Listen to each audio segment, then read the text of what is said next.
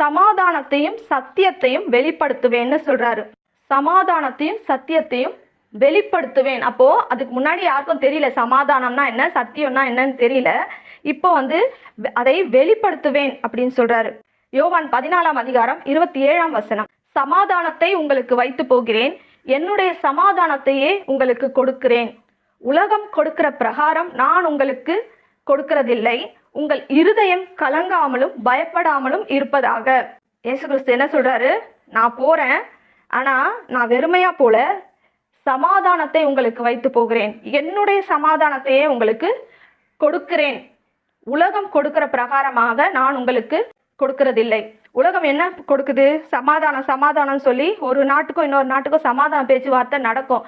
ஆனா உள்ளுக்குள்ள குழப்படி இருந்துட்டே தான் இருக்கும். என்னதான் நீயும் நானும் சமாதான உடன்படிக்கை பண்ணிக்கலாம்னு சொல்லி சமாதானம் பண்ணி புறாவெல்லாம் விட்டா கூட